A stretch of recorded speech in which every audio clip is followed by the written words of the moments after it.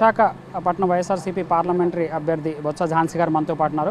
Madam, ఎట్లా ఓటర్లకు ఏం విజ్ఞప్తి చేయబోతున్నారు? సో చాలామంది ఎండలు ఉన్నాయి, చాలామంది వృద్ధులు, మహిళలు ఉదయం నుంచి చూసుకున్నట్లయితే భారీ స్థాయిలో వస్తున్నారు. ఆల్మోస్ట్ ఇప్పటికే 40% దాటింది. సో ఎట్లా ఉంది, మీరు చూస్తున్నారు కదా పోలింగ్ బూత్? నేను ఇక్కడ పద్మనాభ మండలం నుంచి చూసుకుంటూ వస్తున్నాను.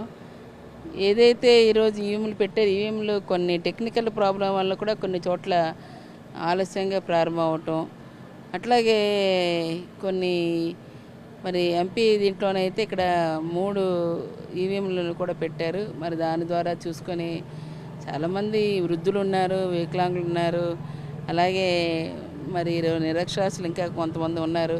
అలాంటి వాటిలో ఉండటం వల్ల ఇంకొక మీద డిపెండ్ అయ్యి వెళ్ళటం వల్ల ఓటు కూడా చాలా స్లోగా అవ్వటం, కనీసం 11 గంటలప్పుడు 20% కూడా కాలేని పరిస్థితి.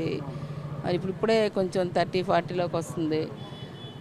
అయితే వాటిలోని ఎన్నికల నిబంధనల ప్రకారం ఏ విధంగా పెట్టారో దాని ప్రకారంగా వెళ్ళాల్సిన అవసరం కూడా ఉంది.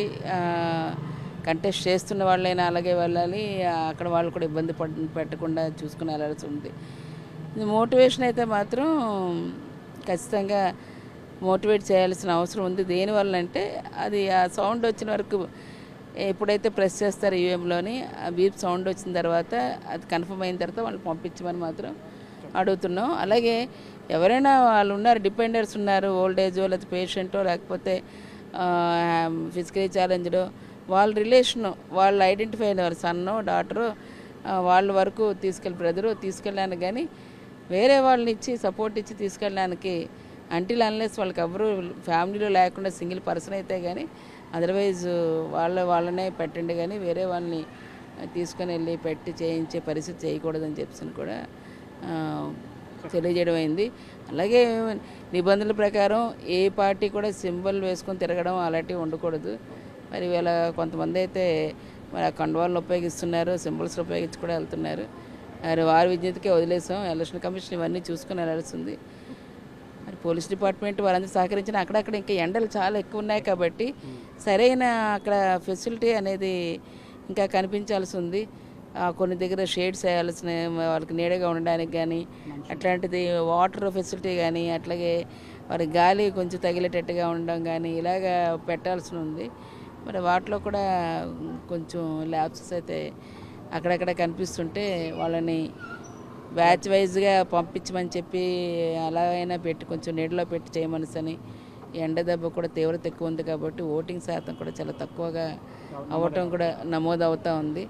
మరి వీటన్నిటి కూడా పరిశీలన పెట్టుకొని చూసుకొని చేయాల్సిన అవసరం అయితే ఉందని చెప్పి ఫైనల్గా చెప్పండి మేడం. ఇప్పుడు ఇంకా కొంతమంది ఓటు వేయాల్సినటువంటి వాళ్ళు ఉన్నారు, ఆల్మోస్ట్ ఒక 40% అయినట్టుంది ఇప్పటికీ. సో అలాంటి వాళ్ళకు మీరు ఏం చెప్పబోతున్నారు? యూత్ ఓటర్లు కూడా ఆల్మోస్ట్ 2.5 లక్షలు ఉన్నాయి మీ పార్లమెంటు పరిధిలో చూసుకుంటే. అట్లాంటి వాళ్ళకి ఏం విజ్ఞప్తి చేస్తున్నారు? ఓటు చాలా విలువైంది, ఓటుని ఖచ్చితంగా వినియోగించుకోవాలి.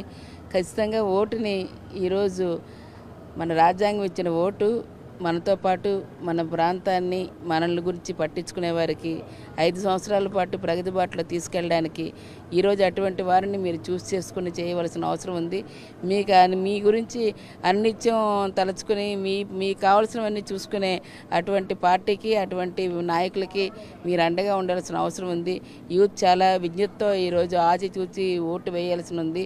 ఈరోజు విశాఖ డెవలప్మెంట్కి మీ తాలూకా అమోఘమైన పాత్ర మీ ఓటు ద్వారా ఈరోజు తీర్పు వస్తుంది. దాన్ని మరి సద్వినియోగం చేసుకొని 5 సంవత్సరాల ప్రగతి బాటలోని వచ్చే విధంగా ఈరోజు రావాలని చెప్పేసి యువతకు విజ్ఞప్తి చేస్తున్నాను. Thank you madam. సో చూస్తున్నాం, అంటే యూత్ కానీ లేకుంటే ఇక్కడికి ఓట్లు వేసేటువంటి వాళ్ళు కానీ పూర్తి స్థాయిలో ఎవరైతే వాళ్ళ అభివృద్ధి కార్యక్రమాలకి తోడ్పడతారో, సో వాళ్ళ రాష్ట్రానికి సంబంధించిన అభివృద్ధిని కోరుకుంటారో అవన్నీ చూసుకొని ఓటు వేయాల్సిందిగా బొత్స ఝాన్సీ విజ్ఞప్తి చేస్తున్నారు. వీడియో జర్నలిస్ట్ శంకర్తో రాజ్ కుమార్, భీమిలి.